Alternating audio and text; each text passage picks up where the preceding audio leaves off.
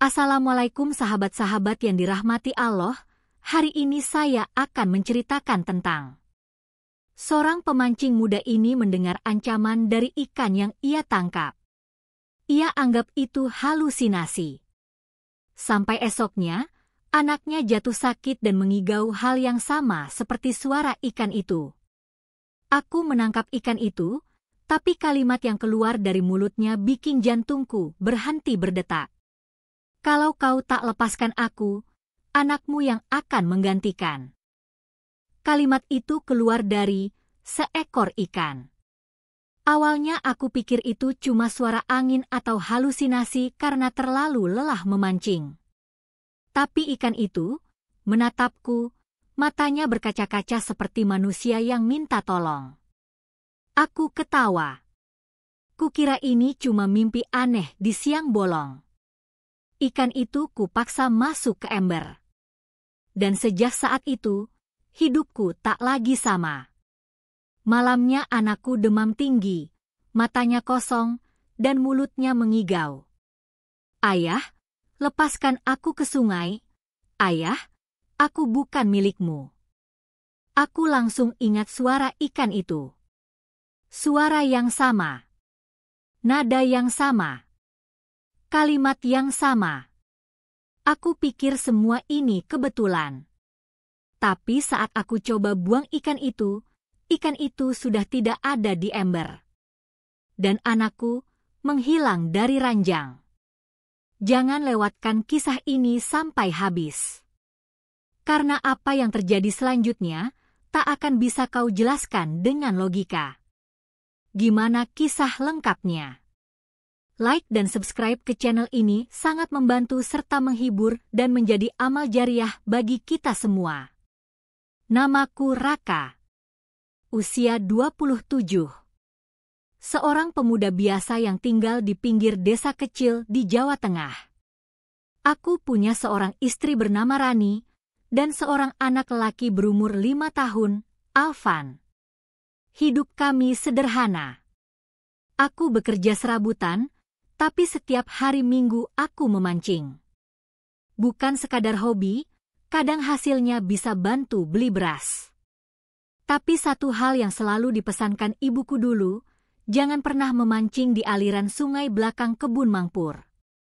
Katanya, itu sungai keramat. Aku tak pernah menghiraukan larangan itu. Kupikir itu cuma mitos orang tua zaman dulu. Sampai hari Minggu itu datang. Hari yang tak pernah bisa kuhapus dari hidupku. Karena di hari itu, aku melanggar larangan ibuku. Pagi itu cuaca teduh. Angin berhembus pelan. Sungai belakang kebun mangpur terlihat tenang, dan entah kenapa hatiku tertarik ke sana. Aku merasa seperti dituntun sesuatu untuk duduk di atas batu besar dekat arus yang mengalir pelan. Setengah jam pertama tak ada hasil. Tapi saat aku mulai tertidur sebentar, kailku bergerak. Pelampung tenggelam. Joranku melengkung tajam seperti menangkap sesuatu yang besar. Aku berjuang menariknya. Keringat dingin keluar dari tubuhku. Saat akhirnya ku tarik dan berhasil mengangkatnya ke darat, aku terdiam. Seekor ikan besar, seukuran betisku, dengan sisi keperakan yang berkilauan seperti kaca. Tapi yang membuatku merinding bukan ukurannya. Ikan itu menangis. Matanya berkaca. Lalu, dari bibirnya terdengar suara pelan, parau, namun jelas. Kalau kau tak lepaskan aku, anakmu yang akan menggantikan. Aku kaku. Tubuhku beku. Mataku menatap ikan itu tanpa bisa berkedip. Aku terdiam terlalu lama sampai suara jangkrik sore terdengar makin keras. Kupikir aku cuma mengantuk. Halusinasi. Mungkin aku terlalu capek. Aku tertawa kecil sambil menampar pipiku sendiri, mencoba membuang rasa takut. Ikan itu tetap menangis. Kumasukkan ke ember, lalu segera pulang. Tapi sejak saat itu, semuanya berubah. Sesampainya di rumah, hari sudah mulai gelap. Langit menggantung mendung, dan suasana terasa lebih sepi dari biasanya. Rani menyambutku di teras sambil membawa handuk kecil, siap menyeka keringatku seperti biasa. "Dapat apa hari ini, Mas?" tanyanya lembut. Aku membuka tutup ember dan menunjukkan ikan besar berkilau itu. Matanya terbelalak, tapi bukan karena kagum. Wajahnya justru berubah pucat. "Mas, dari mana ikan ini?" Suaranya pelan, nyaris seperti bisikan. "Dari sungai belakang kebun mangpur," jawabku santai sambil duduk. Rani langsung menutup mulutnya, lalu menatapku dengan sorot takut. "Mas, itu bukan ikan biasa. Mas tahu sendiri cerita tentang sungai itu." Aku menatapnya malas. Bagiku semua cerita itu cuma legenda kampung yang dilebih-lebihkan. Tapi Rani tak berbicara lagi. Dia hanya melihat ikan itu, lalu membawa Alvan masuk ke kamar dan mengunci pintu. Malam harinya, hujan turun dengan deras. Petir sesekali menyambar, menerangi kamar kami yang temaram. Aku tak bisa tidur. Pikiranku terus terbayang wajah ikan itu. Tangisnya. Suaranya. Sekitar pukul 2 pagi, Alvan menangis keras. Tubuhnya menggigil. Suhu badannya tinggi. Aku dan Rani langsung panik. Tapi sebelum kami sempat melakukan apapun, Alvan berteriak, "Lepaskan aku. Aku gak mau masuk ke air itu." Tubuh kecilnya menggeliat, seperti melawan sesuatu yang tak terlihat. Rani menangis memeluknya. Aku berdiri kaku di sudut kamar.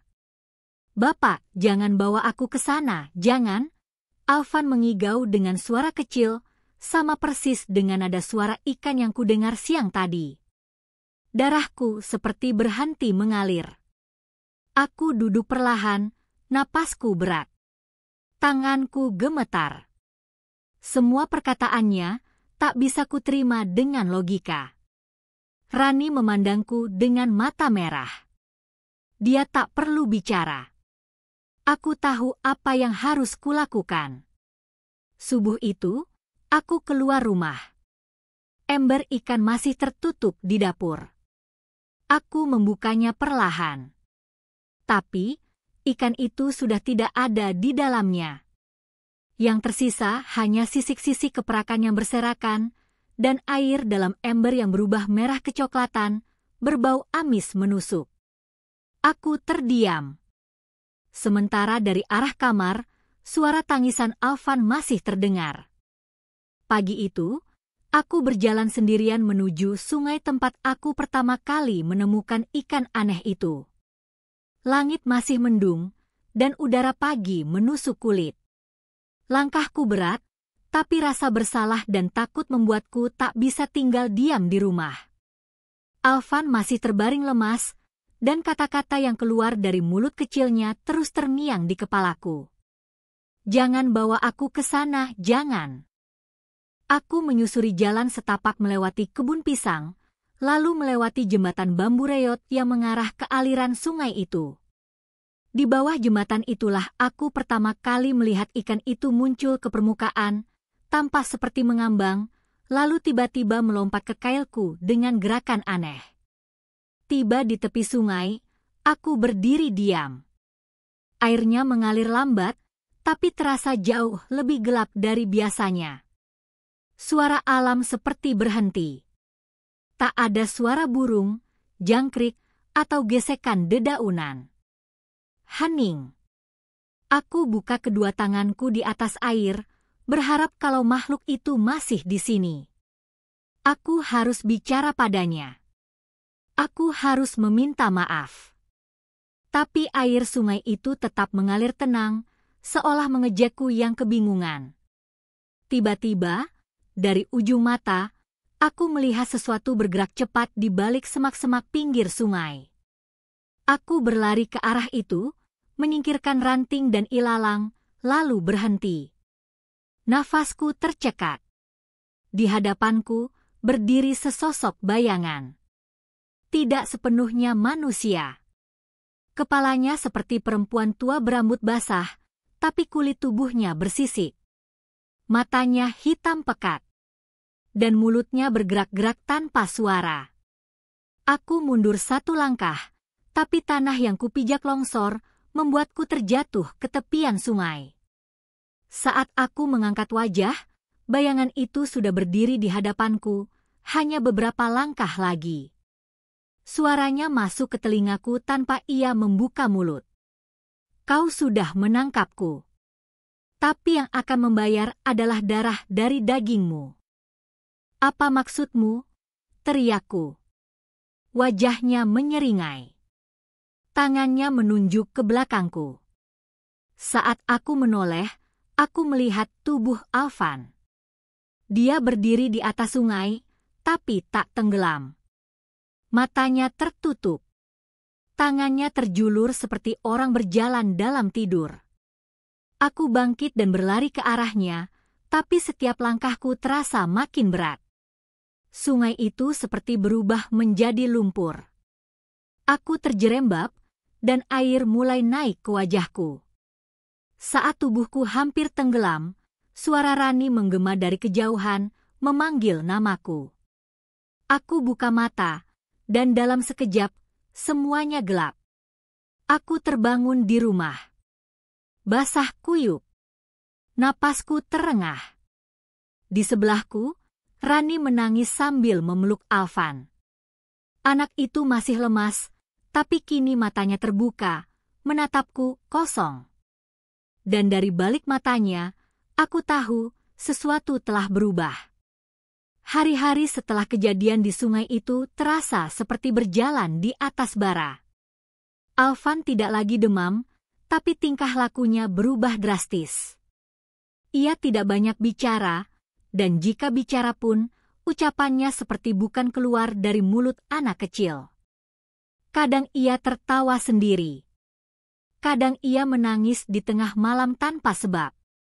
Dan yang paling menakutkan, ia sering duduk menatap air galon di dapur, seperti seseorang yang sedang menunggu. Rani mulai ketakutan. Aku bisa merasakan kecurigaan di balik tatapan matanya kepadaku. Tapi bagaimana aku bisa menjelaskan semuanya? Tentang ikan itu. Tentang ancamannya. Tentang sosok bayangan bersisik yang muncul di sungai. Siapapun yang mendengarnya pasti akan menganggapku gila. Sampai akhirnya malam itu datang. Pukul 2 dini hari. Udara dingin. Rani terlelap karena kelelahan. Aku terbangun karena suara langkah kaki kecil di luar kamar. Alvan. Aku segera bangkit, membuka pintu kamar, dan melihat tubuh kecil anakku sedang berjalan keluar rumah. Ia membuka pintu depan dengan pelan, tanpa menoleh. Aku memanggilnya, tapi ia tidak merespons. Jantungku langsung berdegup kencang. Aku mengikuti langkahnya diam-diam. Langit mendung, cahaya bulan samar. Alvan berjalan lurus melewati jalanan desa yang lengang. Tubuhnya tak bergetar sedikit pun, padahal angin malam cukup menusuk. Aku mengikuti dari kejauhan, tubuhku menggigil, tidak hanya karena dingin, tapi karena ketakutan yang tak bisa dijelaskan. Ia berjalan ke arah sungai. Sungai itu lagi. Sesampainya di sana, Alvan berdiri di tepi sungai. Ia mendongak ke langit, lalu berkata, "Ayah tidak menepati janji." Aku hampir menjatuhkan tubuhku ke tanah. Suaranya, itu bukan suara Alvan. Itu suara yang sama dengan yang kudengar saat ikan itu berbicara padaku. Datar, berat, dan menghantam langsung ke dada. Aku tidak ingin dia, ambil aku saja, ucapku pelan sambil berjalan mendekat. Alvan menoleh. Senyum di wajahnya asing. Matanya bukan miliknya. Lalu ia berkata dengan nada yang dingin, "Sudah terlambat." Seketika itu juga, air sungai mendidih. Buih dan gelembung muncul di permukaannya. Seekor ikan besar meloncat keluar, tapi bentuknya tak bisa dijelaskan. Matanya merah. Sisiknya hitam keperakan. Dan dari dalam tubuhnya, terdengar jeritan-jeritan yang tak seharusnya terdengar dari seekor makhluk air.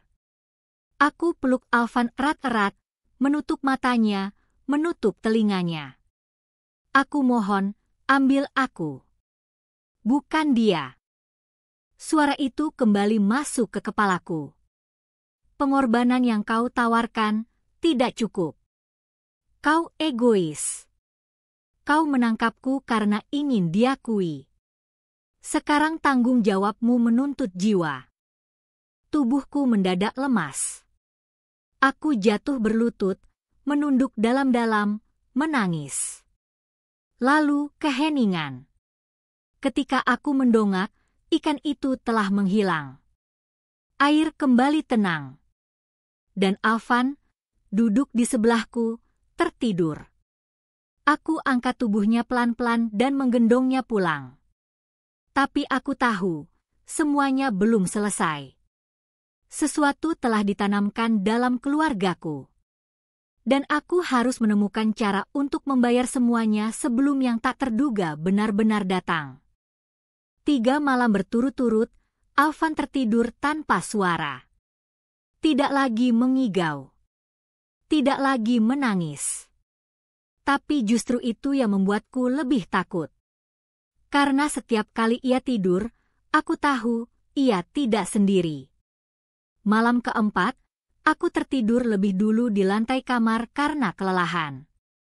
Tapi dalam mimpiku, aku seperti jatuh ke dalam gelap yang tak ada ujung. Hampa. Hening.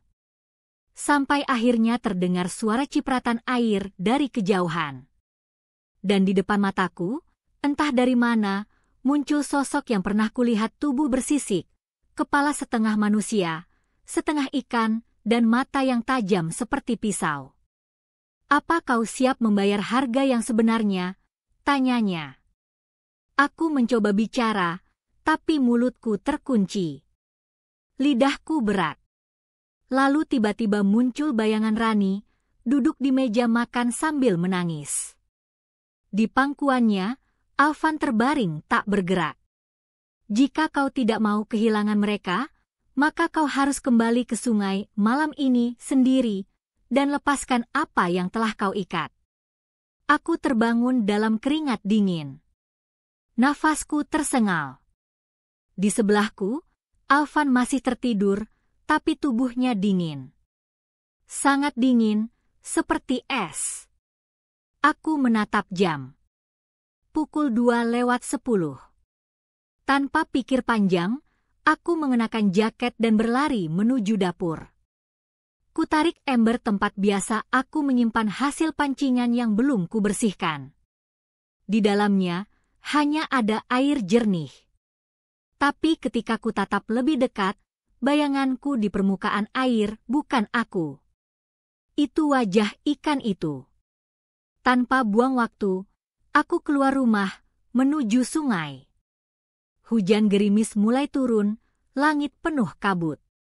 Setibanya di sana, aku berdiri di tepi sungai, menggigil.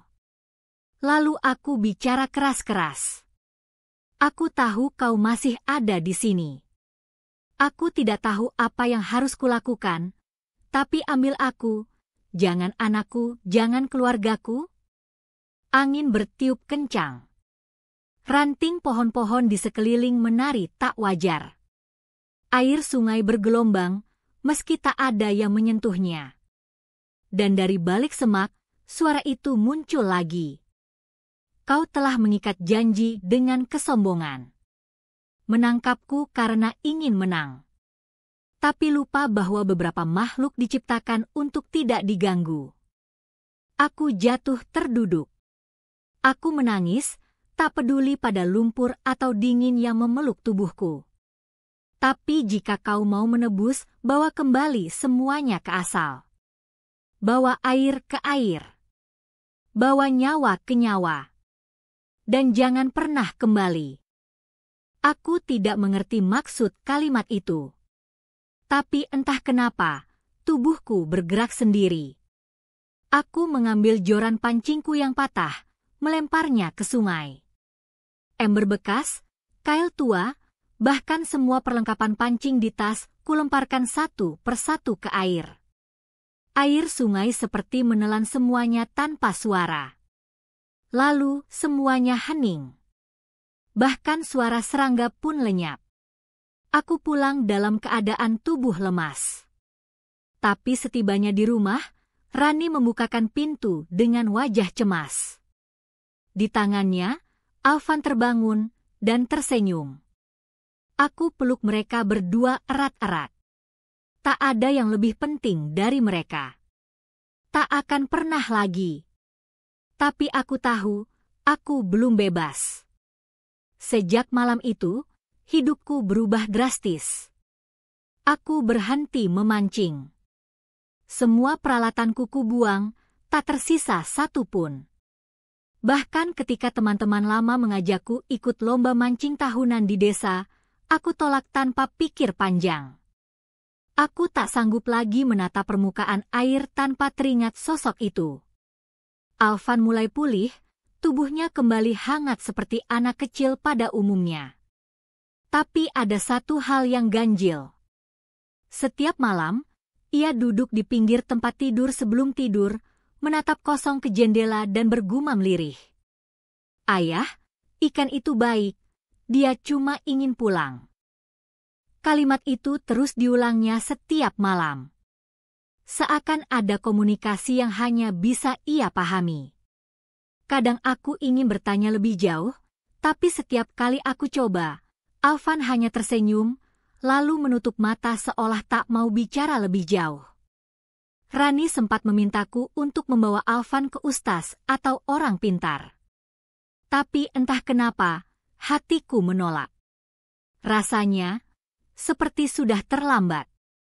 Malam itu, kira-kira 3 minggu setelah kejadian di sungai, aku terbangun karena suara ketukan keras dari arah pintu depan. Jam menunjukkan pukul 1 dini hari. Awalnya kupikir maling. Tapi saat kubuka pintu, tidak ada siapapun. Yang ada hanya sebuah ember tua di depan rumah. Ember yang dulu kupakai menyimpan ikan. Warnanya masih sama, goresannya pun masih familiar. Tapi kini kosong. Sangat kosong. Aku mengangkatnya perlahan. Di dasarnya, tertulis dengan lumpur yang belum kering. Satu janji belum ditepati. Tanganku gemetar. Ember itu kulempar sejauh mungkin, tapi dalam detik itu juga, terdengar suara air bergemuruh dari arah sumur di belakang rumah. Aku lari, panik. Dan betul saja, air di dalam sumur meluap, naik seperti dipompa dari dasar bumi. Aku segera memanggil Rani dan Alvan. Kami mengungsi ke rumah mertuaku malam itu juga. Tapi bahkan di sana, bayangan itu tak berhenti menghantui. Aku bermimpi lagi. Tapi kali ini bukan hanya ikan itu yang muncul. Ada banyak. Ratusan, ribuan sosok seperti dia. Mengelilingiku. Matanya seperti menusuk jiwaku. Dan mereka bicara dalam satu suara. 1 telah kau lepaskan. Tapi 2 telah kau bawa pergi. Bawa mereka kembali. Aku terbangun dengan tubuh penuh luka seperti bekas cakaran. Alvan terbangun dengan mimisan. Dan Rani menangis dalam tidurnya. Aku sadar. Ini bukan hanya soal aku dan sungai itu. Ini soal 2 hal yang belum kubayar lunas. 2 yang dimaksud mungkin bukan hanya ikan. Mungkin sesuatu yang lebih. Dan kini, waktuku hampir habis. Subuh itu, aku berdiri di tepi sungai tempat semuanya bermula. Airnya tampak tenang, bahkan terlalu tenang untuk sebuah sungai yang menyimpan luka dan rahasia. Kabut menggantung di atas permukaan, seakan menyembunyikan dunia lain yang menatap dari balik tirai putihnya. Aku membawa dua benda dalam kantong plastik bening. Yang pertama adalah kail lama yang kugunakan malam itu, yang kedua adalah baju kecil milik Alvan yang ia pakai saat pertama kali jatuh sakit. Aku tak tahu pasti apa yang sedang kulakukan. Tapi di kepalaku, semua suara itu membentuk satu keyakinan, sesuatu harus dikembalikan. Langkahku gemetar saat menuruni bebatuan licin menuju pinggiran air. Angin meniup pelan. Udara terasa dingin, menusuk sampai ke tulang. Aku buka plastik itu perlahan, dan satu persatu kulemparkan ke air. Kail itu tenggelam secepat batu, sementara baju kecil Alvan mengambang sebentar sebelum ikut larut ke tengah arus. Tiba-tiba, air mulai beriak. Tapi tidak deras, melainkan pelan seperti ada sesuatu yang berenang mendekat dari dalam. Suara itu kembali. Kini kau mengerti, bukan? Setiap hidup yang diambil, harus ada yang dikembalikan. Kami tak meminta nyawa, hanya pengakuan. Aku terdiam. Tenggorokanku tercekat. Suara itu tak datang dari luar, tapi dari dalam kepalaku. Seperti gema batin yang akhirnya bisa didengar. Lalu sesuatu muncul dari permukaan. Sosoknya sama seperti yang kulihat malam itu. Separuh wajah manusia, separuh tubuh bersisik. Tapi kini, matanya terlihat lebih damai. Tak marah, tak mencekam. Hanya sedih. Ia mendekat tanpa suara, lalu mengangkat tangannya yang berselaput. Dan untuk pertama kalinya, aku tak lari. Aku berdiri, menatapnya. Aku tak tahu kenapa, tapi air mataku mengalir.